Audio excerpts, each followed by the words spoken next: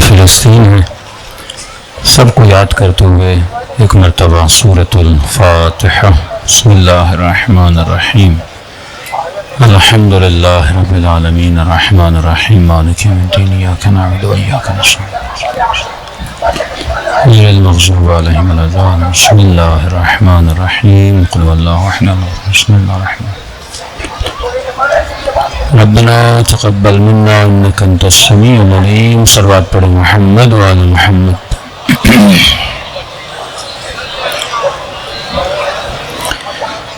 بسم اللہ الرحمن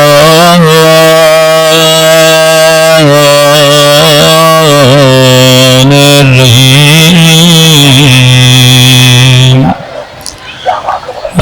الحمد للہ رب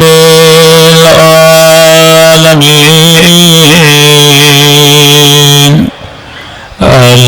الحمد للہ کما هو أهله، الصلاة والسلام على سيد المرسلين وخاتم النبيين أبي القاسم محمد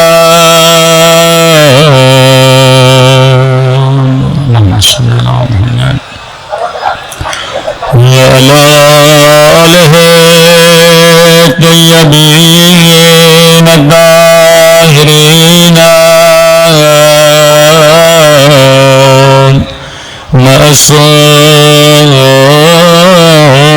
المعصومين دوما بسماء اللهم كل وليك حجة ابن الحسن صلواتك عليه وعلى آبائه في هذه الساعة وفي كل وليا وافدا وقائدا وناصرا ودليلا وعينا حتى تسكنه أرضك وتمتعه فيها طويلا برحمتك يا أرحم الراحمين۔ صلوات پڑھیں محمد وعلی محمد۔ بسم اللہ الرحمن الرحیم، رب اشرح لی صدری ویسر لی امری واحلل عقدۃ من لسانی یفقهوا قولی، اما بعد فقد قال سبحانہ وتعالی یا ایھا الذین آمنوا اتقوا اللہ وکونوا مع الصابرین۔ صلوات پڑھیں محمد وعلی محمد۔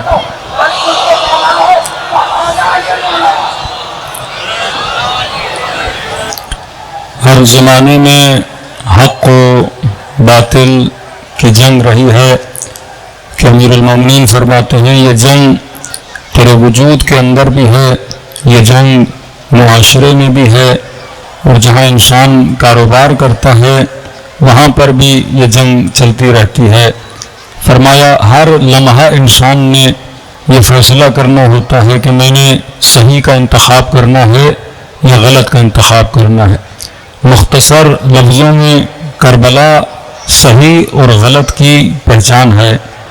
جو کربلا میں تھے کچھ مخالف تھے، کچھ حامی تھے، کچھ صحیح راستے پر تھے، کچھ غلط راستوں پر تھے، اور آج جو کربلا میں نہیں ہیں وہ فکر کربلا لے رہے ہیں تو آج بھی یہی سوال اٹھتا ہے کہ ہم کس فکر کے ساتھ زندگی جی رہے ہیں؟ کیا فکر حسین کے ساتھ زندگی جی رہے ہیں یا فکر یزید کے ساتھ زندگی جی رہے ہیں؟ فکر حسین کیا ہے کہ جو غلط ہے اسے غلط کہو، برے کو برا کہو، برائی کو بتاؤ کہ یہ برائی ہے اور اچھائی کو آشکار کرو۔ مطلب تمہارے پاس جو اسٹیج ہیں، جو لاؤڈ ہیں، جو نشر کرنے کے آلات ہیں، ان کے ذریعے سے تم اچھائی کو بیان کرو، اور شیطان کے پاس جو آلات نشر ہیں وہ ان سے برائی کا پرچار کرتا ہے۔ تو یہاں پہ دو پرچار کرنے والے بنے، ایک برائی کا پرچار کرنے والا، ایک اچھائی کا پرچار کرنے والا۔ اب جب شیطان برائی کو عام کرے گا تو یہ نہیں بولے گا کہ یہ برائی ہے، وہ برائی کو اچھائی کے نام سے عام کرے گا۔ کبھی فرمایا صرف معروف کو بیان کرنا ضروری نہیں ہے، معروف وہ جو اچھا، منکر وہ جو برا۔ تو فرمایا لِآمر بالمعروف وانہا عن المنکر، یہ قانون بنا کہ یہ کرو یہ نہ کرو، واجب کرو مطلب اچھا ہے، حرام نہ کرو مطلب برا ہے۔ اب شیطان جب اپنے سسٹم سے برائی کو عام کرے گا تو وہ یہ نہیں کہے گا کہ یہ برا ہے، کیونکہ جب بولے گا یہ برا ہے تو کوئی اس کے قریب نہیں جائے گا، وہ برائی کو اچھا کر کے بیان کرے گا۔ کبھی فرمایا کہ تم نے معروف بھی بتانا ہے اور پھر اپنے بچوں کو، اپنی نسلوں کو منکر بھی بتانا ہے۔ منکر کا کیا مطلب؟ آج منکر کون ہے؟ اسرائیل ہے۔ آج منکر کون ہے؟ امریکہ کا استعمار ہے۔ اس ملک میں منکر کون ہے؟ جو اس منکر کے حامی ہیں تو وہ منکر بن جاتے ہیں، جو برائی کا ساتھ دے وہ منکر، جو برائی کی حمایت کرے وہ منکر۔ یہ نہیں کہا زیارت عاشورہ میں کہ جنہوں نے قتل کیا صرف ان پر لعنت ہے، فرمایا جنہوں نے قتل کیا، جنہوں نے ساتھ دیا، جنہوں نے سنا، سننے کے بعد راضی رہے۔ کئی ایسے لوگ تھے جو کربلا نہیں پہنچ سکے، کوئی یمن میں تھا اسے پتا چلا فرزند رسول شہید ہو گئے، کوئی مدائن میں تھا اسے پتا چلا فرزند رسول شہید ہو گئے، کئی ایسے تھے جن کو بعد میں پتا چلا۔ اب سوال یہ ہے سننے کے بعد وہ اس ظلم پہ اگر راضی ہوا تو یہاں فرماتے ہیں اس پر بھی لعنت ہے۔ جو یہ سنے کہ فلسطین میں مثلا ظلم ہوا، ظلم کو سننے کے بعد راضی ہو جائے، یہ ان ظلم میں شمار ہو جاتا ہے۔ تو فرمایا یہ ذمہ داری ہے ہر وہ بندہ جس کے پاس بولنے کی طاقت ہے، کچھ کمنٹ کرنے کی طاقت ہے، ایک پوسٹ رکھنے کی طاقت ہے، وہ کم از کم دو چیزوں کو آشکار کرے، یہ بتائے کہ اچھائی کیا ہے اور یہ بھی بتائے کہ برائی کیا ہے۔ اب بچے کو اگر یہ بتاؤ کہ نماز بیٹا اچھی چیز ہے، روزہ اچھی چیز ہے، بیٹی کو بولو بیٹی حجاب بہت اچھی چیز ہے، لیکن اسے یہ نہ بتاؤ کہ برائی کیا ہوتی ہے، دونوں چیزیں بتانی ہیں، تب برائی کا پتہ چل جائے گا تو پھر دشمن کبھی بھی اسے برائی کی طرف نہیں کھینچ پائے گا۔ صلوات پڑھیں محمد و آل محمد پر۔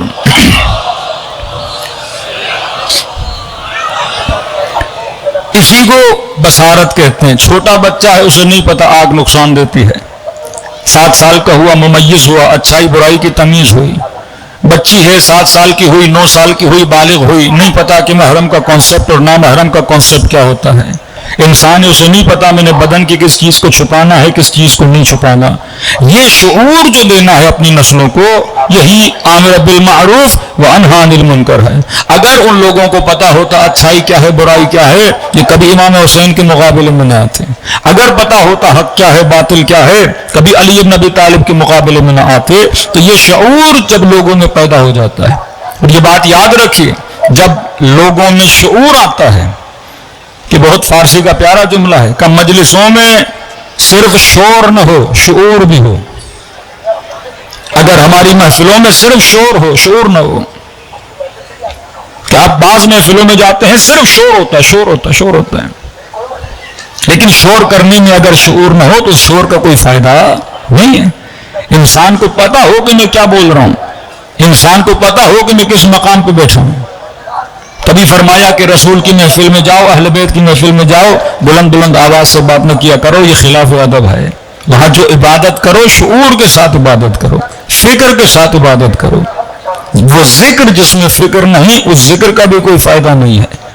کہ کربلا کے لشکر میں امام حسین کے مقابلے میں آنے والے کیا ذکر نہیں کرتے تھے؟ کرتے تھے۔ یہ عجیب روایت میں نے پڑھی کہ شب عاشور لشکر یزید کے سپاہی غسل شہادت دے رہے تھے کہ ہم کل امام حسین کو جا کے قتل کریں گے لیاذ باللہ تو ہم جنتی بن جائیں گے۔ کیونکہ جب عوام بے شعور ہو جاتی ہے تو اس کی عبادتیں بھی شیطان پرستی بن جاتی ہیں. وہ پھر نماز بھی پڑھیں گے تو وہ نماز اس کے لیے عذاب بن جاتی ہے، کیونکہ وہ غیر ولایت خدا میں نماز پڑھ رہا ہے. یہ انسان کو شعور ہونا چاہیے کہ میں نے کہاں پہ کون سا کام انجام دینا. اب دیکھیے کن لوگوں میں، کن قوموں میں ریولیوشن آتی ہے، انقلاب آتا ہے جن قوموں میں شعور ہوتا ہے. فرانس میں صرف ایک نوجوان تھا، گاڑی چلا رہا تھا، ٹریفک پولیس والے نے اسے روکا. افریقن، کہتے ہیں کوئی 15-16 سال اس کی ایج تھی. روکنے کے لیے بولا، یہ رکا نہیں رکا تو پولیس والے نے اس کو گولی مار دی. 1 مہینے سے زیادہ فرانس کے روڈوں پہ احتجاجات ہو رہے تھے. پوری قوم باہر نکلی ہوئی تھی کہ آپ نے بے گناہ ایک جوان کو قتل کیسے کیا. پولیس کی ڈیوٹی ہے کہ لوگوں کی حفاظت کرے، نہ کہ لوگوں کو قتل کرے. اور یہ بھی الزام عوام میں تاثر پھیلا کہ شاید وہ رنگ کا کالا تھا اور تعصباً اسے قتل کیا. یعنی فرانس جیسا ملک جہاں پہ مہینوں تک روڈوں پہ احتجاجات رہے کہ آپ نے ایک جوان کو قتل کیسے کر دیا. کیونکہ وہ معاشرہ ایجوکیٹڈ معاشرہ ہے. میں نے کہا کم از کم یہ شعور ہے کہ اپنے حق کے لیے آواز اٹھانی ہے. لیکن ہمارے یہاں 10 لوگ مر جائیں، 20 لوگ مر جائیں، 40 لوگ مر جائیں، کیونکہ عوام کو اتنا تفرقے میں ڈال دیا. قومی تفرقہ کہ یہ پٹھان ہے، یہ سندھی ہے، یہ مہاجر ہے، یہ قومی تفرقہ. مذہبی تفرقہ کہ یہ شیعہ ہے، یہ وہابی ہے، یہ سنی ہے، یہ بریلوی ہے. اور تفرقہ اس حد تک بڑھ جائے کہ اگر کسی غیر شیعہ کو پتا چلے شیعہ مر گیا تو وہ کہ ہمارے کیا جائے، شیعہ مر گیا ہے. یہ سوچ ہمارے یہاں نہیں ہے، لیکن اگر یہ سوچ پیدا ہو جائے اور ہمیں پتا چلے خدا نخواستہ کوئی برادر اہل سنت مر گیا تو ہم کہیں ہمارا بندہ تھوڑی مرا ہے. جب خبر پہنچے تو پہلے یہ پوچھیں مرنے والا کون تھا، شیعہ تھا غیر شیعہ تھا. پھر قومیت میں آ جائیں، یہ بولے کہ بھائی مہاجر کو مارا گیا یا سندھی کو مارا گیا یا پنجابی کو مارا گیا. یہ تفریق جب قوموں میں پیدا ہو جاتی ہے تو شعور ختم ہو جاتا ہے. عرب و عجم کی تفریق، مسلم و غیر مسلم کی تفریق، شیعہ اور غیر شیعہ کی تفریق، قومی تفریق. تو پھر ایسی قومیں کبھی قوم نہیں بن پاتی کہ کبھی بھی اپنے حقوق کے لیے آواز نہیں بلند کر سکتی. یہ شعور تھا جو امام حسین دنوں کے لیے آئے تھے کہ کونوا للظالم خصما وللمظلوم عونا. فرمائیے مت دیکھنا کہ ظالم کا مکتب کیا ہے، ظالم کا مذہب کیا ہے، ظالم کی نسبت کیا ہے، ظالم کتنا قریب ہے مثلا فلاں فلاں کے. اور یہ بھی نہ دیکھنا کہ مظلوم کا مکتب کیا ہے، مظلوم کا مذہب کیا ہے، مظلوم کا فرقہ کیا ہے. اگر صفت ظلم نظر آ جائے فرمایا خصما، اس ظالم کی نفرت اپنے دل میں رکھا کرو، کیونکہ رتی برابر اگر ظالم کی محبت تمہارے دل میں اسی ظالم کے ساتھ تجھے اٹھایا جائے گا. وَبِالْمَظْلُومِ عَوْنَا، یہ مت دیکھنا کہ مظلوم کون ہے. اور یہ تربیت امام حسین ہے کہ ہم نے کبھی نہیں کہا کہ فلسطین والے شیعہ ہیں یا غیر شیعہ ہیں. ہم نے کبھی نہیں کہا کہ سیریا والے شیعہ ہیں یا غیر شیعہ ہیں. ہم نے کبھی نہیں کہا کہ یمن والے شیعہ ہیں یا غیر شیعہ ہیں. بس امام حسین کا فرمان تھا کہ یہ دیکھنا مظلوم ہے تو مظلوم کے لیے اپنی آواز کو کیا کرنا، بلند کرنا. تو جب ننھے سے بدن کو اپنے ہاتھوں پہ اٹھا کے امام حسین نے لشکر یزید کو یہ کہا کہ اگر مسلمان اور اسلام سے نکل چکے ہو لیکن کم از کم انسان تو بنو، احرار تو بنو، فکر آزاد تو کرو. اس قدر کسی کی دشمنی میں انسان آگے چلا جائے کہ یہ بھی نہ دیکھو کہ 6 مہینے کا بچہ ہے جو تلوار نہیں اٹھا سکتا، جو تمہارے مقابلے میں نہیں آ سکتا. کہ رسول کا فرمان بھول گئے کہ کبھی پیاسا کوئی بھی ہوش پہ پانی بند نہ کرنا. یہ جنگ صفین کا واقعہ ہے. مد مقابل کے لشکر والوں نے امیر المومنین کے لشکر والوں کا پانی بند کیا. یہ فکر علی ابن ابی طالب، یہ تربیت علی ابن ابی طالب کہ اتنی خلافتوں کے بعد جب امیر المومنین خلیفہ بنتے ہیں تو دیکھنے والے علی کی نماز کو دیکھتے ہیں، کہتے ہیں ہمیں رسول کا زمانہ یاد آ رہا ہے. علی کی عبادت کو دیکھتے ہیں، کہتے ہیں ہمیں رسول کا زمانہ یاد آ رہا ہے. پوری ترتیب بدل چکی تھی. وہ اخلاق محمد جو تھا وہ اخلاق کمپلیٹ نہیں جا چکا تھا. اتنے دن امیر المومنین کے لشکر والوں کا پانی بند کیا. پھر یہاں خود امیر المومنین نے اٹیک کیا اور اس چشمے کو اپنے قبضے میں لیا. اور جب پانی امیر المومنین کے ہاتھ میں آیا تو اپنے اپنے لشکر والے جو غیر تربیت یافتہ تھے، جن کو تربیت علوی نہیں تھی، وہ امیر المومنین کو کہنے لگے کہ یا علی اب ہم بدلہ لیں گے۔ امام نے کہا کیسا بدلہ؟ کہ علی انہوں نے 1 ہفتہ ہمارے اوپر پانی بند کیا تھا، کہ مولا ہم بھی پانی بند کریں گے۔ امام نے کہا یہ سیرت رسول کے خلاف ہے، ہم کسی پیاسے پہ پانی بند نہیں کرتے، کسی بستی پہ حملہ نہیں کرتے، کوئی میدان کو چھوڑ کے بھاگ جائے پیچھے وار نہ کرنا، کوئی زخمی ہو اسے قتل نہ کرنا، کہ یہ میرے رسول کی سیرت ہے، پیاسے پہ پانی بند نہ کرو۔ کہنے لگے علی 1 ہفتہ نہیں، کم از کم 3 دن تو پانی بند کریں جتنے دن انہوں نے بند کیا تھا۔ امام نے فرمایا قطعاً 1 دن بھی اپنے دشمن پہ پانی بند نہیں کروں گا۔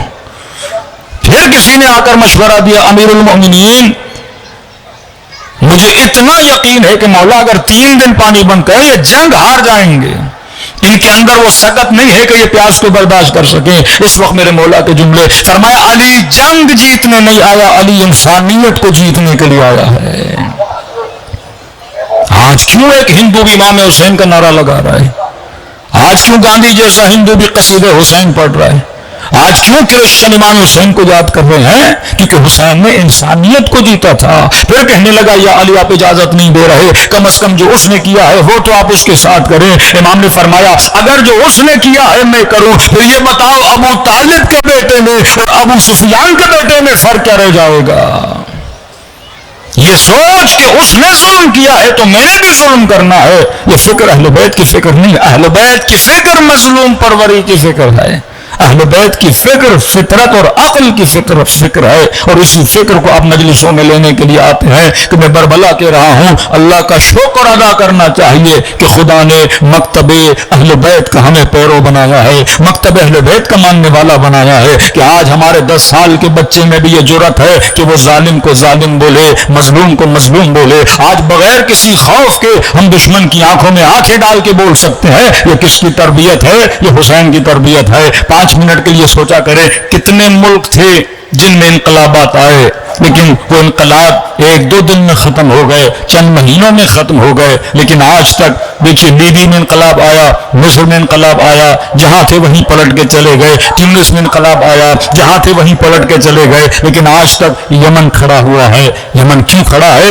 کیونکہ یمن میں فکر حسین ابن علی کو لیا ہوا ہے۔ یعنی پورے 40 ممالک ایک طرف تھے جن کو امریکہ کی مدد تھی، جن کو اسرائیل کی مدد تھی، ہر جگہ سے مدد مل رہی تھی، لیکن یمنی مومنوں اور مسلموں کو شکست نہیں دے پائے، کیونکہ امام حسین کی سوچ تھی کہ جب انسان کی ذات کے اندر موت کا خوف ختم ہو جاتا ہے، جب وہ یہ سوچ چھوڑ دیتا ہے کہ ارے مرنا ہے تو مر جاؤں گا لیکن ذلت کی زندگی نہیں جیوں گا، عزت کی موت کو اختیار کروں گا، تو جب یہ اٹل فیصلہ وہ کر لیتا ہے پھر خدا اسے دنیا میں بھی کامیابی دیتا ہے اور آخرت کے میدان میں بھی شہداء کا درجہ عطا کرتا ہے۔ صلوات پڑھے محمد و آل محمد پر۔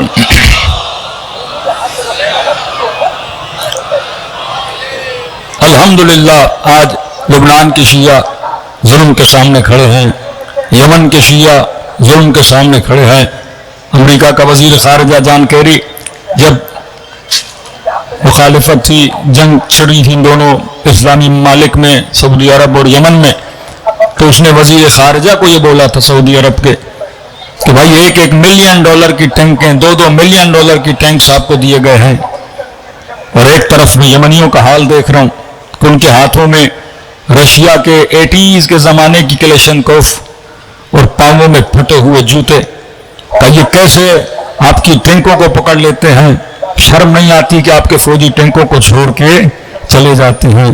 تو اس وقت مجھے بات یاد آئی یمن کے لیڈر کی کہ اس نے مخاطب کیا اور یہ کہا کہ دیکھو سب کچھ تمہارے پاس ہے، اسلحہ تمہارے پاس، ٹیکنالوجی تمہارے پاس، پیسہ تمہارے پاس، مال تمہارے پاس، دنیا کی استعماری طاقتیں تمہارے پاس، سب کچھ تمہارے پاس ہے، لیکن اس کے بعد بھی تم لوگ شکست کھا رہے ہو اور ہم یمنی جیت رہے ہیں۔ اس سے یہ ثابت ہوتا ہے کہ دنیا تو تیرے ساتھ ہے پر خدا تیرے ساتھ نہیں ہے۔ ہم جیت رہے ہیں، اس بات کا یقین ہے کہ خدا ہمارے ساتھ ہے۔ کونوا للظالم خصما وللمظلوم عونا۔ واقعاً جو قومیں بہادری سے ڈٹ کے مقابلہ کرتی ہیں، آج جس طرح فلسطین کے مسلمان کر رہے ہیں، یہ فکر فلسطینیوں نے کہاں سے لی؟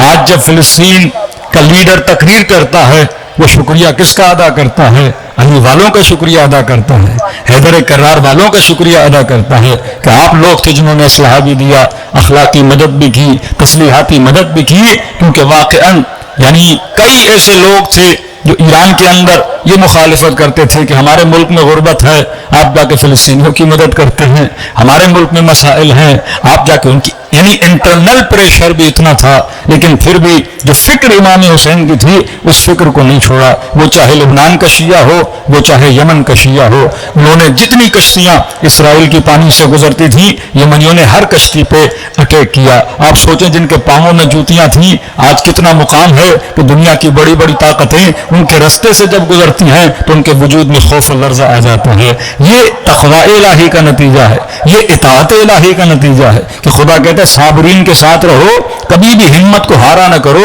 اللہ کا بھروسہ توڑا نہ کرو اور اللہ پہ اٹل بھروسہ رکھا کرو، پھر دیکھنا خدا تجھے کیسی نجات دیتا ہے۔ صلوات پڑھے محمد و آل محمد پر۔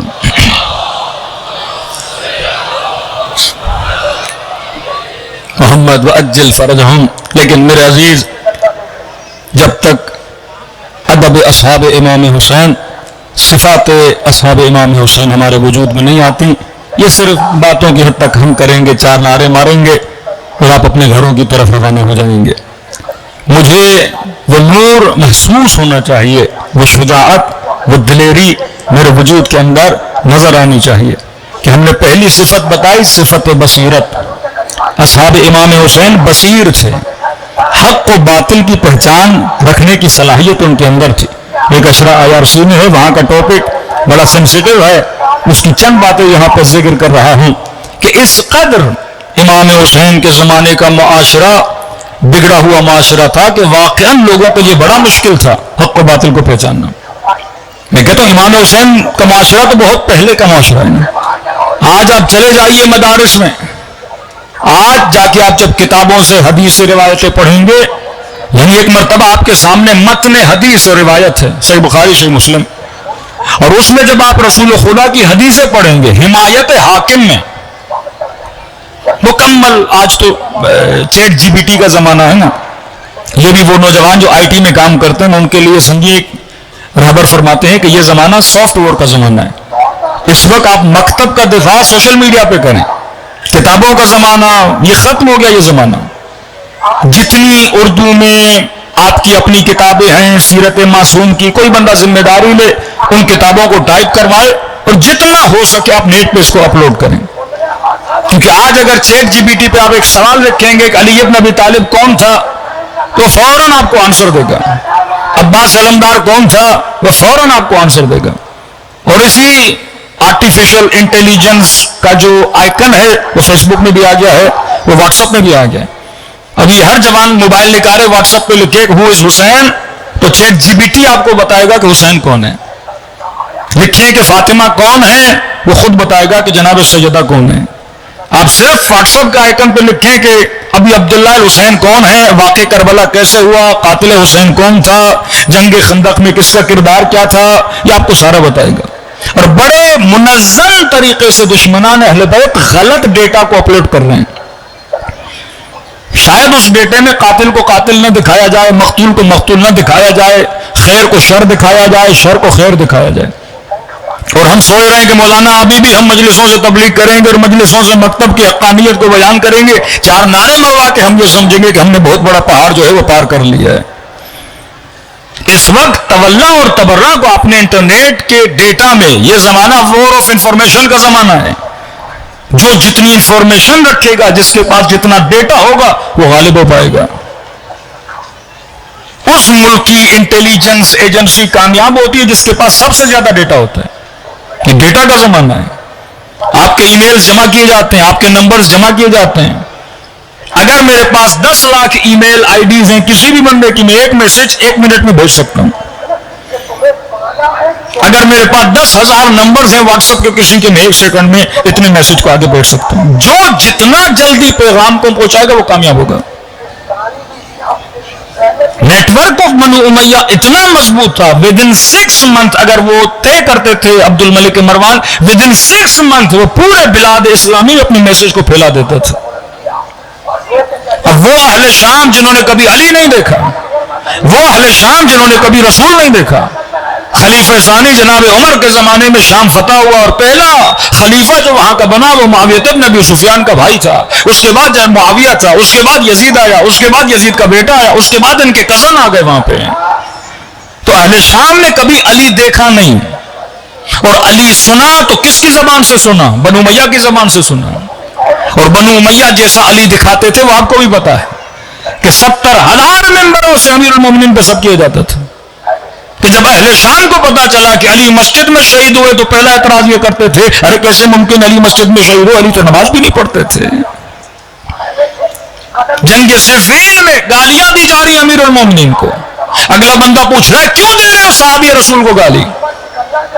کہ ان صاحبکم لم یصلی, آپ کا مولا نماز نہیں پڑھتا مجھے بتایا گیا ہے.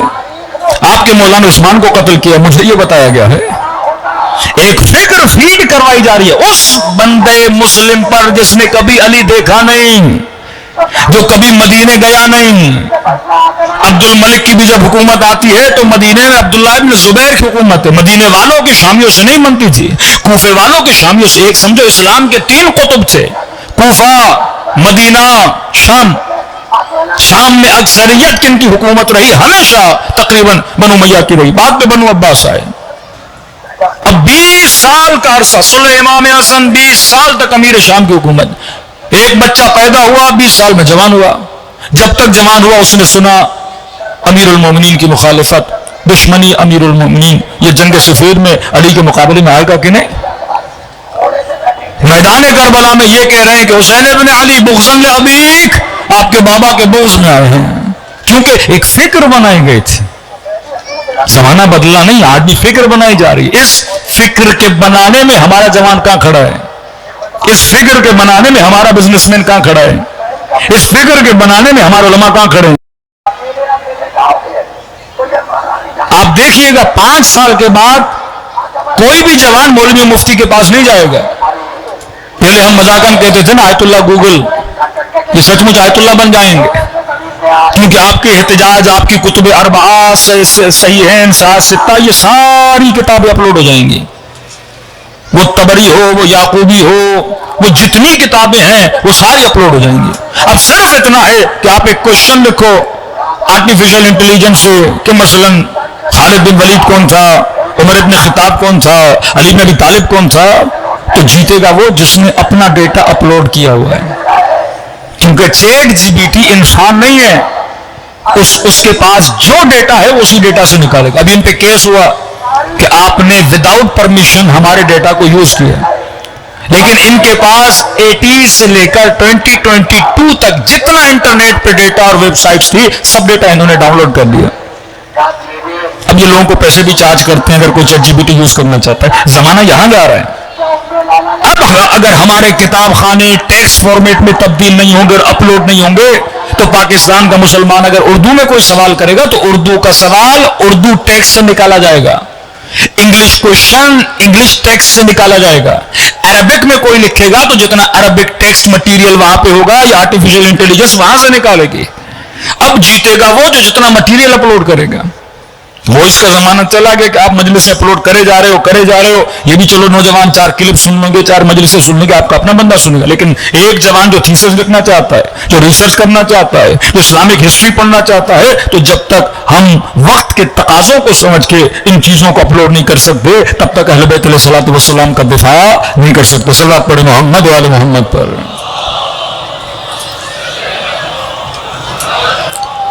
تو سمجھو اہل شام اور اہل شام میں رہنے والے کوفیوں کا کردار پھر بھی وہ نہیں ہے کہ جب لشکر اہل بیت کوفے میں آتا ہے آپ کو نہیں نظر آتا کسی نے ایسے نعرے مارے ہوں جیسے شام والوں نے مارے. کہ روکا جاتا ہے قافلے کو, بازاروں کو سجایا جاتا ہے, رقص کرنے والوں کو بازاروں بلایا جاتا ہے, ڈھول لے کر یہ بازاروں میں آتے ہیں اور ان کو یہ بولا گیا کہ باغیوں کا لشکر آیا ہے. باغی کون؟ جو وقت کے خلیفے کے مقابلے میں قیام کرے وہ باغی ہے. ابھی صحیح مسلم, صحیح بخاری, امام حنبل, جتنے بھی 4 امام ہیں سب نے متفق علیہ, آج بھی یہ متفق ہیں, ان روایات پہ جن روایات کی نسبت رسول خدا کی طرف یہ ہے کہ اگر کوئی حاکم وقت کے مقابلے میں قیام کرے گا وہ دین سے خارج ہے. جو حاکم وقت کے مقابلے میں قیام کرے گا الیاذ باللہ خدا اسے قیامت کے دن ذلیل کرے گا. جو حاکم وقت کے مقابلے میں قیام کرے گا وہ مرتد ہو چکا ہے. اب کہا حاکم چاہے فاسق ہو, حاکم چاہے فاجر ہو, حاکم کے چاہے اندر شیطان چلا گیا ہو, حاکم چاہے آپ کو دین سے ہٹا دے, آپ کو حق نہیں ہے آپ حاکم کے خلاف اٹھاؤ. کہ آج بھی ایک ٹک ٹاک کا مفتی یہ بولتا ہے ٹی وی پر, آپ جا کر ان کی یہ افکار ہیں, کوئی جوان جا کے ان سے انٹرویو لینا کہ جناب والا حاکم کے خلاف قیام ہو سکتا ہے, فوراً بولیں گے نہیں ہو سکتا کیونکہ رسول نے یہ کہا, رسول نے, اور موٹی موٹی شخصیات سے وہ حوالے لاتے ہیں. کسی نے تحقیق نہیں کی کہ آج بخاری کے لکھنے والے یہ لکھتے ہیں کہ بھائی میں نے 6 لاکھ حدیثوں کو پرکھنے کے بعد بخاری بنائی. 6 لاکھ حدیثیں. آپ اس سے اندازہ لگائیں کہ ان 6 لاکھ کی چھانٹی کر کے انہوں نے کتاب لکھی, نام لکھا صحیح البخاری. یہ وہ حدیثیں ہیں جو صحیح ہیں, باقی حدیثیں کیا ہیں؟ وہ کارخانہ جنہوں نے جھوٹی جھوٹی حدیثیں بنائی. اب ایک ایسا ماحول جس میں ایک بندہ سن رہا ہے قال رسول اللہ, رسول خدا نے کہا, حاکم شرابی بھی ہو فاسق بھی ہو اس کے خلاف قیام نہ کرنا, اور کہا جو بھی قیام کرے وہ قتل ہے, واجب القتل ہے, چاہے کتنا ہی بڑا کیوں نہ شخصیت کیوں نہ ہو. اب یہاں پہ حسین بن علی قیام کرتے ہیں. یہ کارنامہ تھا امام حسین کا کہ امام حسین نے قیام کر کے ان تمام تر حدیثوں کو ریجیکٹ کر دیا کہ یہ سیرت میرے نانا کی سیرت نہیں. کہا نا حسین منی وانا من الحسین, حسین مجھ سے ہے میں حسین سے ہوں. کل اگر میں نہ رہوں میرے نام سے منسوب باتیں کی جائیں, میں نہیں تو کیا ہوا, کردار حسین تو تمہارے سامنے ہے. جو حسین کرے سمجھو یہ محمد کا کردار ہے. کیوں ضرورت پڑی یہ کہنے کی کہ علی مال حق والحق مع علی, علی حق کے ساتھ ہے, حق علی کے ساتھ ہے؟ صرف اس لیے کہ جب شخصیات میں پریشان ہو جاؤ تو کم از کم فیصلہ کرنا تمہارے لیے آسان ہو جائے. فرمایا یہ دیکھنا جہاں جہاں علی جائے گا وہاں وہاں حق جائے گا. یہ پہلی صفت اصحاب امام حسین میں صفت بصیرت, کہ یہ پہچان سکے کہ واقعا حق کس کے ساتھ ہے, اور اتنے اٹل تھے اپنے اس فیصلے پر کہ حسین کو چھوڑا نہیں. اور آیا تو بیٹے کو لے کر آیا, بھائی کو لے کر آیا, کئی اپنے 2 بیٹوں کو لے کر آئے. جناب جعفر کے خاندان سے 10 لوگ کربلا میں شہید ہوئے. ذرہ برابر قدم نہیں لڑکھڑائے, کیونکہ جب آپ کے سامنے حق آیا ہو جاتا ہے پھر انسان اپنی جان کو بھی قربان کرنے کے لیے تیار ہوتا ہے. صلوات پڑھیں محمد و آل محمد.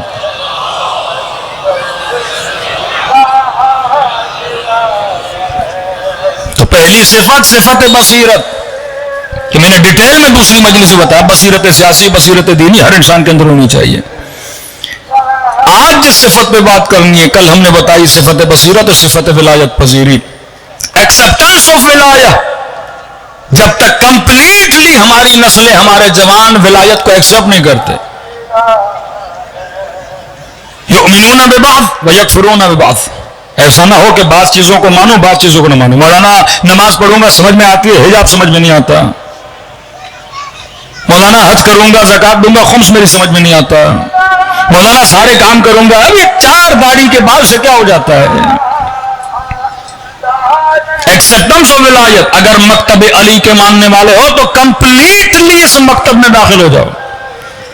اطاعت, اگر اطاعت کاملہ نہ ہو تو انسان کو نجات ملنا بہت مشکل ہے. اور کل نشانیاں بتائی کہ معصوم فرماتے ہیں ہمارے شیعوں کی کچھ نشانیاں, ڈیٹیل میں ذکر کیا. موٹی موٹی نشانی یہ تھی, فرمایا وہ ہمارا شیعہ نہیں اگر شیعہ دوسرے شیعہ کا خیال نہ کرے, اگر ایک دوسرے میں صلہ رحم نہ کریں. یہ جھگڑے بھی کیوں ہوتے ہیں؟ کیونکہ ہم صاحب بصیرت نہیں. آج تیسری صفت جو اصحاب امام حسین میں پائی جاتی تھی, بصیرت, یاد رکھیے گا. ایکسپٹنس آف ولایت, یاد رکھیے گا. تیسری صفت جو اصحاب امام حسین میں تھی, یسارعون الی الخیرات. جب یہ خیر کو دیکھتے تھے تو بڑی تیزی سے خیر کی طرف دوڑتے تھے. مومن کو نیکی کی تلاش ہونی چاہیے. کہ دنیا میں 2 طرح کے لوگ ہیں, ایک وہ جو خیرات کے پیچھے بھاگتے ہیں, کار خیر. دوسرے وہ جو یسارعون بالاسم والعدوان, جو گناہوں کے پیچھے بہت تیزی سے بھاگتے ہیں. آپ کا ملک کا سیاسی نظام بتاتا ہے کہ ہمارے سیاستدان برائی کے پیچھے کتنا جلدی بھاگتے ہیں. کوئی کرپشن کا کام ہو, کوئی برائی ہو, یعنی پہلے لائن میں کھڑے رہتے ہیں. یہ مخصوص نشستوں کے جو فیصلے آئے کہ ایک بندے کی سیٹ ہے بھی نہیں لیکن لائن میں پہلے کھڑا ہوا ہے کہ مجھے دی جائے, میرا حق نہیں لیکن وہ لائن میں کھڑا ہوا کہ مجھے ملے. یسارعون الی الخیرات, مومن وہ جو کار خیر کے پیچھے, منافق وہ جو ہمیشہ کس کے پیچھے بھاگتا ہے, گناہ کے پیچھے. یہاں پہ معصوم فرماتے ہیں کہ شناخت خیر اور شر مومن کے لیے بڑی ضروری ہے, کہ یہ پتہ ہونا چاہیے کہ خیر کیا ہے, شر کیا ہے. آسان تو حب شیئا فہو شر لکم, کہ مومن کبھی کبھی ایسے ہوتا ہے تو کسی کو پسند کرتا ہے پر وہ تیرے لیے خیر نہیں ہے, شر ہے. ضد نہ کیا کر اللہ سے کہ مولانا 10 سال ہو گئے دعا کر رہا ہوں لیکن دعا قبول نہیں ہو رہی. اللہ کہتا ہے ہو سکتا ہے جو تو مانگ رہا ہے اسے خیر سمجھ رہا ہے پر وہ تیرے حق کے لیے خیر نہیں ہے, اور ہو سکتا ہے تو کسی چیز کو شر سمجھ رہا ہے لیکن وہ شر نہیں ہے. کبھی حدیث ملتی ہے نا, بعض لوگ مر جائیں گے, قیامت کے دن جائیں گے, دکھائی جگہ یہ پہاڑ بھی آپ کے, یہ گھر بھی آپ کے, یہ باغ بھی آپ کے, یہ ساری نعمتیں آپ کی, تو کہیں گے پروردگارا یہ میرے کس عمل کا نتیجہ ہے؟ تو آواز آئے گی جو دعائیں تم نے دنیا میں مانگی تھی میں نے قبول نہیں کی تھی, اس کے نتیجے میں نے تجھے اتنی نعمتیں دی ہیں. اس وقت دعا کرے گا اے کاش دنیا میں میری کوئی دعا قبول نہ ہوئی ہوتی اور اللہ مجھے آخرت میں اتنی نعمتیں عطا کرتا. تو کبھی کبھی تو کسی چیز کو خیر سمجھتا ہے وہ خیر نہیں, کبھی کبھی شر سمجھتا ہے وہ شر نہیں. کہ بعض لوگ ہیں دوڑتے ہیں بالاسم والعدوان, جن میں سے عبداللہ ابن جہش, رسول خدا نے اسے حبش بھیجا, جناب جعفر بھی حبش گئے, عبداللہ ابن جہش بھی حبش گئے. لیکن یہ جیسے حبش گیا مسیحیوں کو دیکھا, ان کی شراب کی محفلوں کو دیکھا, انہی کے ساتھ مل گیا, مسیحی بن گیا اور اسی حبش میں دنیا سے چلا گیا. لیکن 13 ایئرز جناب جعفر حبش میں رہے, نہ صرف اپنا ایمان بچایا بلکہ کئی لوگوں کو وہاں مسلمان بنایا جناب جعفر نے. ان والدین کے لیے جو اپنے بچوں کو کبھی یورپ بھیجتے ہیں, کبھی UK بھیجتے ہیں, کبھی کینیڈا بھیجتے ہیں, کہ مولانا میرا بیٹا امریکہ کی یونیورسٹی میں پڑھ رہا ہے, ماشاءاللہ میرا بیٹا آکسفورڈ میں پڑھ رہا ہے, بچوں کو ڈاکٹر بناؤ, بچوں کو انجینئر بناؤ, بچوں کو اعلیٰ تعلیم دو. لیکن اہل بیت فرماتے کم از کم اسے خیر اور شر کی پہچان بھی دو. یہ کمال نہیں کہ بچہ ڈاکٹر بن گیا, ڈاکٹر بنا لیکن کسائی تو نہیں بنانا. عدالت اس کے اندر ہے کہ نہیں, کہ مولانا میرا بیٹا افسر بن گیا ہے لیکن ایسا افسر جو رشوت لے اس کے افسر بننے کا فائدہ کیا, ایسا ڈاکٹر جو غریبوں کی پرواہ نہ کرے اس کے ڈاکٹر ہونے کا فائدہ کیا, ایسا انجینئر جو حرام خوری کرے اس کے انجینئر بننے کا فائدہ کیا. پہلے ان کے وجود میں شناس خیر و شر پیدا کر. یہاں مولانا ڈاکٹر بنایا, عادل ڈاکٹر بنایا, انجینئر بنایا, صفت عدالت والا انجینئر بنایا ہے. کئی ایسے ہیں جو کہتے ہیں مولانا یہاں پاکستان میں جان بچانے کے خوف سے ہم UK چلے گئے, آسٹریلیا چلے گئے, کینیڈا چلے گئے کہ جان بچ جائے. پاکستان میں جان 90s میں بڑا خطرہ تھا, شیعوں کو مارا جاتا تھا, اور کہتے مولانا یہاں جان بچانے کے لیے وہاں گئے اور وہاں بیٹی کا ایمان چلا گیا, وہاں بچوں کا ایمان چلا گیا. اب مومن بھی پریشان کرے, یہاں رہے تو مال کا مسئلہ, وہاں جائے تو ایمان کا مسئلہ. کہ مولانا یہاں بزنس نہیں ہے وہاں بزنس ہے تو ہمیں بچوں کا بڑا مسئلہ ہو جاتا ہے. سب نہیں لیکن کچھ ایسے مومنین ہیں جن کے بچے رائے حق سے ہٹ جاتے ہیں, اور وہ بھی ان کے بچے جنہوں نے 24 گھنٹہ وہاں پہ مشین کی طرح کام کیا لیکن اپنی نسلوں کی طرف توجہ نہیں دی. پہلا کام یزکیہم ویعلمہم الکتاب والحکمہ, اے حبیب ان کا تزکیہ کر, تزکیہ کرنے کے بعد علم کتاب دے, علم کتاب دینے کے بعد صاحب حکمت بنا. تزکیہ ہو, خشک متقی ہو, لیکن اگر علم نہ ہو تو پھر بھی فائدہ نہیں. علم ہو تزکیہ نہ ہو پھر بھی فائدہ نہیں. اگر تزکیہ ہو, علم ہو لیکن صاحب حکمت نہ ہو پھر بھی. یہ تینوں چیزیں جب انسان کے پاس نہ ہو, صاحب علم بھی بنے, قاضی شورے کے پاس بڑا علم ہے, جو صحبتوں میں رہے اکابر امت کی, کیا ان کے پاس علم نہیں ہوگا؟ اتنے صاحبان علم. خوارج کے پاس تزکیہ ہے, زہد ہے, نماز پڑھتے ہیں, ماتھوں پہ سجدوں کے نشان ہیں, لیکن حکمت نہیں ہے. دین ان تین چیزوں کا مجموعہ ہے. جب تک آپ اپنی نسلوں کو یہ نہیں سمجھاؤ گے کہ بیٹا خیر کیا ہے شر کیا ہے, ایک حدیث رسول صلی اللہ علیہ وسلم رسول خدا کی شراب مبارک پر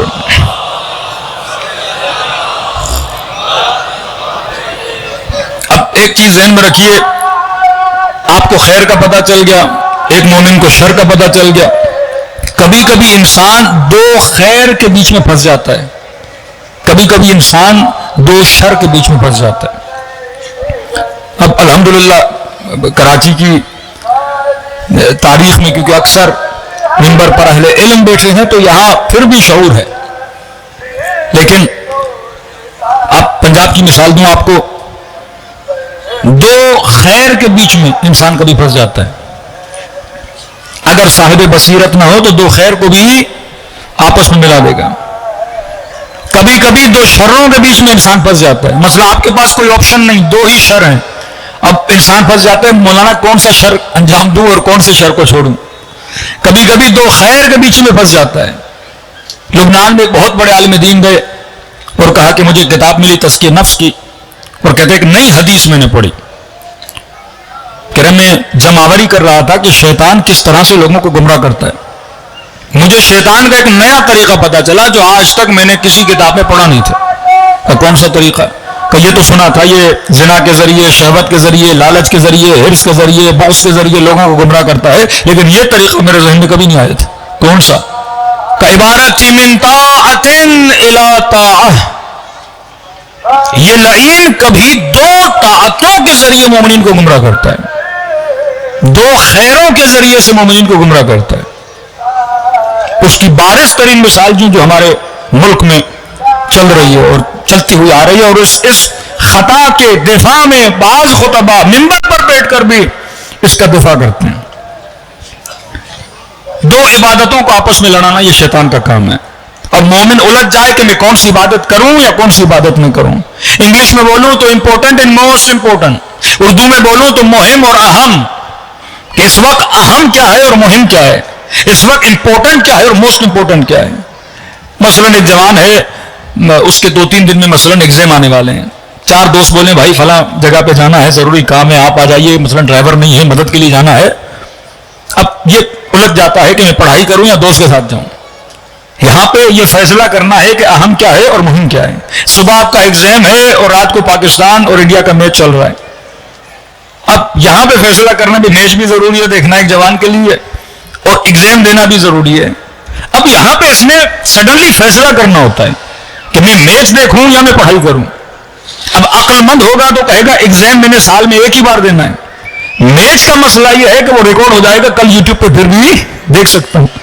لیکن جو سادہ ہوگا وہ پھنس جائے گا کہ نہیں یہ پہلے میچ دیکھوں گا بعد میں پڑھائی کروں گا، تو میچ تو وہیں کا وہیں رہے گا جتنا تو پاکستان میں ویسے بھی نہیں ہے، لیکن اس کے جو ایگزام ہے وہ تو اس کے ہاتھ سے نکل جائیں گے. اہم اور مہم کا فیصلہ یہ انسان کو پتا ہونا چاہیے کہ واقعی اس وقت اہم کیا ہے اور مہم کیا ہے. من طاعت الی طاعہ، مجلس حسین سننا بھی عبادت، نماز پڑھنا بھی عبادت. اب انہوں نے مجلس کو نماز کے ساتھ لڑا لیا کہ مولانا مجلس امام حسین ہو رہی ہے اور نماز ظہر کا وقت ہوا اور اذان آ گئی، اب یہ بتائیے کہ ہم مجلس سنیں یا مسجد میں جا کے نماز پڑھیں. واقع صاحب نے کہا بھائی مجلس کیسے چھوڑ سکتے ہو، نماز بچائی کس نے؟ حسین نے. بنا الہ الا اللہ کون ہے؟ کہ حسین ہے. تو کہا پہلے مجلس سنو، یہ توہین مجلس ہے کہ آپ مجلس چھوڑ کے کہاں چلے جاؤ، نماز کو چلے جاؤ. جبکہ انسان سوچے کہ مجلس اور نماز، اہل بیت نے مجلس کا کوئی ٹائم فکس نہیں کیا. یہاں تقریباً 11:30 پونے 12 بیٹھ رہا ہوں، کہیں پہ 1 بجے بیٹھ رہا ہوں، کہیں پہ 9 بجے بیٹھ رہا ہوں، کہیں پہ شام کو 5 بجے بیٹھ رہا ہوں، کوئی ٹائم فکس تھوڑی ہے مجلس کا. لیکن نماز کا ٹائم فکس کیا ہے. مطلب میں نماز میں رد و بدل نہیں کر سکتا، اپنی دوسری روٹین میں نے رد و بدل کرنا ہے. اگر خدا یہ بولتا کہ دن میں 5 نمازیں ہیں، جب تیرا دل کرے تو پڑھو، پھر میری مرضی ہے کہ میں صبح کی نماز 8 بجے پڑھوں، دوپہر کی نماز شام 4 بجے پڑھوں، یا مغرب کی نماز رات 2 بجے پڑھوں، میری مرضی ہے. لیکن جب یہ کہہ دیا کہ صبح کا ٹائم یہ ہے، ظہر کا ٹائم یہ ہے، مغرب کا ٹائم یہ ہے، لہذا اللہ نے ٹائم فکس کیا ہوا ہے، مجلس کا تو ٹائم فکس نہیں ہے، تو میں نے دوسرے اعمال کی سیٹنگ نماز سے کرنی ہے، نہ کہ میں نماز کو بولوں میں دوسری عبادت کر رہا ہوں. یہ ہے اہم اور مہم. یہی الزام تو امیر المومنین پہ لگایا نا کہ ان صاحبکم لم یصلی، آپ کا مولا نماز نہیں پڑھتا. پھر وہ مولا کا صاحب اس کو پکڑ کے لاتا ہے اور جا کے عمار سے ملاتا ہے کہ دیکھ اگر علی نماز نہ پڑھتے تو عمار علی کا ساتھ کیوں دیتا. اتنے اکابر اصحاب جن کے ماتھوں پہ سجدوں کے نشانے کا کبھی ایسے کا ساتھ دیں گے جو نماز نہیں پڑھتا. دو عبادتوں کو آپس میں لڑانا کا یہ شیطان کا کام ہے. یہاں مومن میں بصیرت ہونی چاہیے اہم کیا ہے اور مہم کیا ہے. یہ مصائب کے جملے ہیں نا. زندان شام میں آدھی رات کا وقت ہوتا ہے، سیدہ نماز پڑھتی ہیں، بیٹھ کے نماز پڑھتی ہیں. مولا زین العابدین پوچھنے پھر اماں کوئی تکلیف ہے؟ کہ سجاد میرے لال زندان میں کھانا بہت کم آتا ہے، زینب کے بدن میں طاقت نہیں کہ کھڑے ہو کر نماز پڑھے، لیکن پھر بھی نماز شب بیٹھ کے پڑھ رہی. من طاعت نلاتا. پنجاب کی ایک مجلس سے غالباً شب 9 تھی، صبح عاشور، اذان علی اکبر رواج ہے وہاں پہ، اذان علی اکبر کے نام سے. مولانا آئیے مسائل پڑھیے. پڑھے ہم نے. اب اپنی عقلوں سے پوچھیے اذان کے بعد کیا ہونا چاہیے؟ نماز. وہاں اذان کے بعد ہوتی تھی زنجیر زنی. تو میں نے کسی جوان سے کہا، میں نے کہا عزاداری کر رہے ہو، اللہ قبول کرے، لیکن یہ بتائیے اذان کے بعد آپ نے کی زنجیر زنی نماز کب پڑھی؟ کہ مولانا خون نکلا، آپ گھر جب تک جائیں، جب تک دھوئیں، نجاست دور ہو. کہ نہیں، عاشورہ کی نماز ہماری قضا ہو جاتی ہے. من طاعت الاتا، ایک عبادت سے تجھے گمراہ کرتا ہے دوسری عبادت کی طرف. یہ شعور حسینی اگر انسان میں نہ ہو، اب یہ سمجھ رہا ہے میں کار خیر کر رہا ہوں، لیکن اسے نہیں پتا کہ میں عبادت کو ایک دوسری عبادت جو بہت بڑی عبادت ہے اس سے خود کو ضائع کر رہا ہوں. 17 تیر کھائے جناب سعید نے نماز امام حسین کے لیے. میرا سوال ہے، تیر کھائے، زخمی کیا بدن، کس کو بچانے کے لیے؟ نماز حسین. مولا کہہ دیتے نا کہ سعید کی ویلیو زیادہ ہے، نماز کی ویلیو نہیں ہے، چلو آج نماز نہیں پڑھتے، اصحاب کو بچا لیتے ہیں. لیکن کھلے میدان میں حسین نے نماز پڑھی. خیمے میں اندر جا کے پڑھتے، کھلے میدان میں نماز پڑھی، ان شامیوں کو دکھانے کے لیے کہ حسین نمازی ہے. کھلے میدان میں اصحاب پہلے حملے میں 40 صحابی شہید ہوئے ہیں، یہ بتانے کے لیے کہ تاکہ یہ لفظ تاریخ میں لکھے جائے کہ حسین نمازی تھا، کل کوئی نہ کہے کہ علی کے بیٹے نماز نہیں پڑھتے تھے. من طاعت الی طاعت، ایک طاعت کو دوسری طاعت سے کیا کرتا ہے؟ آپس میں لڑا دیتا ہے. اب یہ پہچان ہونی چاہیے کہ میں نے کیا کرنا ہے. بعض لوگ مثال دے رہا ہوں، عام مثال دوں تاکہ نوجوان نسل بھی سمجھ جائے. مثلا نامحرم کو لذت کی نگاہ سے دیکھنا حرام، نامحرم سے ہاتھ ملانا حرام، نامحرم کو ٹچ کرنا حرام. اب ایک مومن کے مولانا ہم نے کبھی نامحرم کو نہیں دیکھا، ہم نے کبھی نامحرم کو ہاتھ نہیں لگایا، ہم بڑے متقی، ہم بڑے پرہیزگار، ہم نے کبھی گناہ نہیں کیا. اور اتفاق سے ایسا مومن اور متقی کراچی کی سڑکوں پہ چل رہا تھا، مثلا بارش ہو گئی، آپ کی آدھی 10 منٹ کی بارش میں بھی کراچی میں سیلاب کا منظر ہوتا ہے. بارش ہوئی اور ماشاءاللہ گٹر بھی آپ کے ایسے جن کے دروازے ہی نہیں ہیں، اور بارش ہوئی اور یہ متقی مومن بارش میں چل رہا ہے، جس نے کبھی نامحرم کو دیکھا نہیں لذت کی نگاہ سے، جس نے کبھی نامحرم کو ٹچ نہیں کیا. اب اس نے دیکھا کوئی خاتون جا رہی ہے اور سیدھا بیچاری گٹر کے اندر. کسی نے پیچھے سے آواز دی، جناب بچائیے خاتون کو. کل نہیں، ہم تو نامحرم کو ہاتھ نہیں لگاتے. جس میں یہ شناس نہ ہو، ابھی میں نے کیا کرنا ہے؟ آپ نے کہا اللہ اکبر، یہاں کوئی بندہ اونچائی سے نیچے گر رہا ہے، آپ نے کہا نماز تو میں نہیں توڑوں گا، اب گرتا ہے تو گر جائے. دو خیر میں سے کس خیر کو میں نے چننا ہے؟ یہ مومن عقل مند اہم اور مہم میں سے فیصلہ کرنا. کہ میں قرآن کی تلاوت کر رہا ہوں، دروازے پہ دستک آئی کہ مثلا بھائی بلاؤ، میری گاڑی خراب ہے، میری ماں کو اٹیک ہوا ہے، آپ میں تو قرآن پڑھوں گا پھر آؤں گا. یہ فیصلہ کرنا کہ دو اہم میں اور مہم میں، دو خیر میں نے کس خیر کو چننا ہے. امام حسن مجتبی علیہ الصلوۃ والسلام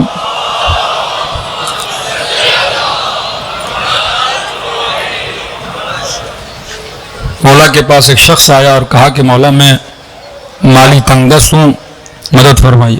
کہاں سے آئے ہو؟ کہ مولا اس بستی سے آ رہا ہوں جہاں آپ کے دشمن رہتے ہیں.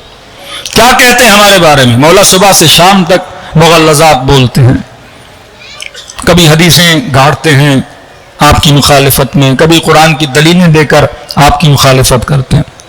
امام نے کہا کیا لینے آئے ہو؟ کہ مولا مال، پیسے کی تنگ دستی ہے. مولا نے کہا یہ بتا، پیسہ دوں یا تجھے 2 دلیلیں دوں جن دلیلوں سے ہمارے دشمنوں کو جواب دو؟ 2 خیر. مال بھی اس کے فائدے میں ہے، دلیلیں لوگوں کے ایمان اور عقیدے کو بچانے کے لیے. عقل مند تھا، کہنے لگا مولا مال نہیں چاہیے مجھے، وہ دلیلیں نہیں.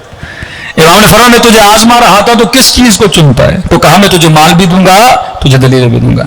جناب جعفر طیار 13 سال کے بعد خندق میں رسول خدا سے ملاقات ہوئی. اب غالباً 7 ہجری، اسلام کے پاس پیسہ بہت آیا، مال غنائم بہت آیا. نبی نے سینے سے لگایا، دیکھ کے روئے اور کہا کہ جعفر گھر چاہیے گھر دوں، سواری چاہیے سواری دوں، مال چاہیے مال دوں، جو چاہیے جعفر تجھے دوں. تم نے 13 سال اسلام کی تبلیغ کی، ہجرت میں گزارے. کہ یا رسول اللہ جو آپ دیں. کہ جعفر آپشن دے رہا ہوں، مال غنیمت چاہیے، گھر چاہیے، دولت چاہیے، پیسے چاہیے، جو مانگو میں دوں گا. یا جعفر تجھے ایک ایسی نماز سکھاؤں جس سے دنیا کا بھی فائدہ ہو، آخرت کا فائدہ ہو. کہ یا رسول اللہ مجھے نماز دیجیے. نماز جعفر طیار. اصحاب اہل بیت فرماتے جب بھی ہم سفر پہ اہل بیت کے ساتھ ہوتے تھے ان کی نماز جعفر طیار ترک نہیں ہوتے تھے. آج جوان کے مولانا مسائل ہیں، پڑھتے ہو نماز جعفر طیار؟ مولانا دل میں نورانیت نہیں، کیا پڑھتے ہو قرآن؟ مولانا بصیرت کو کیسے حاصل کریں؟ کیا پڑھی تم نے نہج البلاغہ کو ڈیٹیل سے، کلمات حکمت کو پڑھا، تحف العقول کو پڑھا، اخلاق کو بہتر کرنے کے لیے مکارم الاخلاق کو پڑھا؟ یہ سارے علوم کس کے لیے ہیں؟ تاکہ انسان اپنے وجود کو پروان چڑھائے. تو فرمایا جب تک سارعون الی الخیرات، جب تک یہ صفت نہیں ہوگی نا کہ میں نے زیادہ سے زیادہ زندگی میں خیر کو حاصل کرنا ہے، جب تک حرص سے عبادت نہیں ہوگا. من اخلص اللہ 40 یومن، جس نے 40 دن اللہ کے لیے خالص کیے، ظہرت لہو جنابی الحکمہ، خدا حکمت کے چشمے اس کے دل میں جاری کر دیتا ہے. تو ہم تھوڑے سے فاصلے پر ہیں، بس انسان نے اہل بیت کی زندگی کو پڑھنا ہے اور اصحاب اہل بیت کی زندگی کو پڑھنا ہے. صلوات پڑھے محمد وآل محمد پر.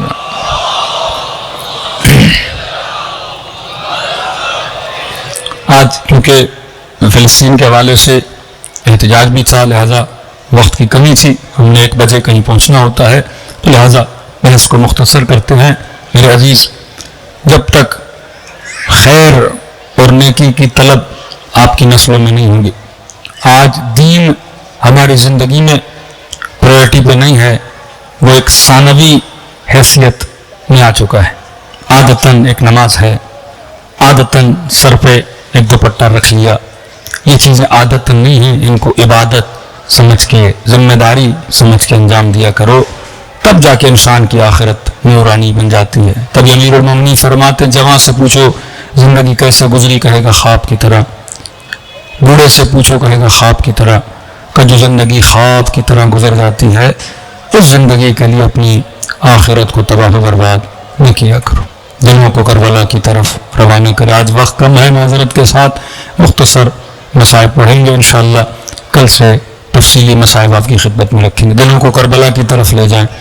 سلام کریں ان ہستیوں پر جنہوں نے اپنا سب کچھ راہ خدا میں لٹا دیا.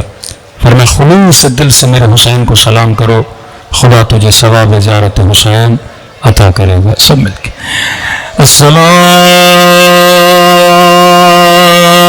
علی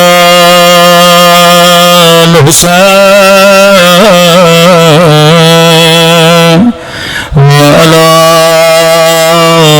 علی ابن الحسین وعلی اولاد الحسین وعلی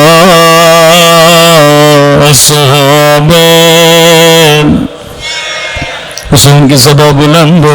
السلام علی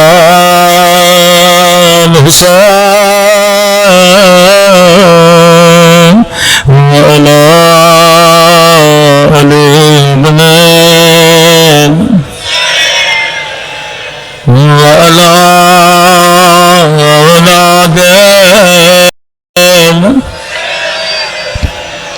وعلى أصحابه ایسے سلام کریں جیسے سکینہ نے سلام کیا تھا، سب مل کے السلام علی الحسین وعلی علی ابن وعلی اولاد وعلى أصحاب میرا سلام ہو سکینہ کی خشک زبان پہ، اللہ کبھی اس 4 سالہ بچی کا واسطہ رد نہیں کرتا۔ فرمایا شیو جب جب پانی پیو میری سکینہ کو یاد کیا کرو۔ ایک آسٹریلیا کا مومن کہنے لگا مولانا میں پہلے بھی سکینہ پہ روتا تھا لیکن اب میں زیادہ روتا ہوں۔ میں نے کہا اب زیادہ رونے کی وجہ کیا ہے؟ کہنے لگا مولانا پہلے اللہ نے بیٹی نہیں دی تھی لیکن جب سے گھر میں بچی کی ولادت ہے میری سمجھ میں نہیں آتا زین العابدین کیسے برداشت کیا ہوگا۔ یقیناً امام حسین کو اس بچی کی پیاس بڑی یاد ہے، تبھی فرمایا جب جب پانی پیو میری سکینہ کو یاد کیا کرو۔ روایت کے جملے جب یہ قافلہ حلب میں پہنچا تھا بی بی فرماتی ہے 40 گھوڑے سوار آگے آگے تھے، قیدی بیبیاں پیچھے پیچھے تھی۔ سکینہ کو امام زین العابدین کی گودی میں بٹھایا گیا۔ بچی نے کیا دیکھا؟ شمر نے پانی کا مشق لیا اور اپنے سپاہیوں کو پانی پلانے لگے۔ اللہ کسی پیاسے کو پانی نہ دکھائے۔ بچی نے جیسے پانی دیکھا کہنے لگی بھیا سجاد اگر اجازت میں اس سے پانی مانگوں۔ امام نے فرمایا سکینہ یہ بڑا ظالم ہے تجھے پانی نہیں دے گا۔ کہ سجاد بھیا مجھے بڑی پیاس لگی ہے۔ کہ سکینہ چلی جا کہیں قیامت کے دن یہ نہ کہے بچی نے مانگا نہیں تھا۔ راوی کہتا ہے ننھی سی بچی ننھے ننھے قدم اٹھاتی ہے، ننگے پاؤں بابا کے قاتل کے پاس جاتی ہے، کہتی ہے شمر تھوڑا پانی دے دے مجھے بڑی پیاس لگی ہے۔ جب سبیلوں پہ پانی پلاؤ بچی پہ ضرور رویا کرو۔ مجھے خدا کی قسم ہے اگر نہیں کہتا سکینہ پانی نہیں دوں گا بچی دوبارہ پانی نہیں مانگتی، لیکن لئی نے بچی کو کوئی جواب نہیں دیا۔ بچی لئی کے پیچھے پیچھے چلتی رہی، شاید اس کے بعد پانی دے گا، شاید اس کے بعد پانی دے گا۔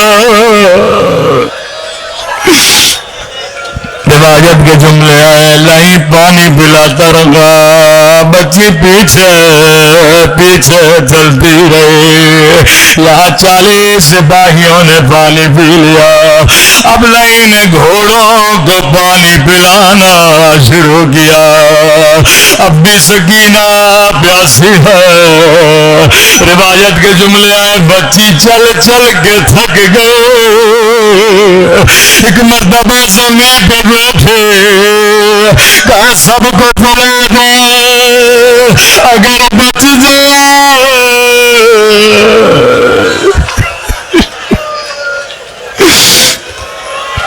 لئی نے سپاہیوں کو پانی پلایا گھوڑوں کو پانی پلایا حسین کی بچی اب بھی پیاسی ہو آخری جملے اور رحمت کو تمام کرو یہاں جب سب کو پانی پلایا سکینہ انتظار میں آئے مجھے تھوڑا پانی دے دے لہیں پانی کا مشک لے کے بچی کے قریب آیا سکینہ نے ننھے ہاتھوں سے چلو بنایا مجھے تھوڑا پانی دے دے سنیں گے میں نے کیا کیا سارا پانی زمین پہ پھینک دیا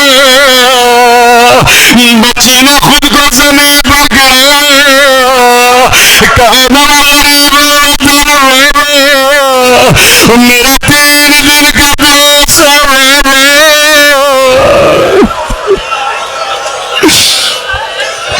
الا لعنت اللہ علی القوم الظالمین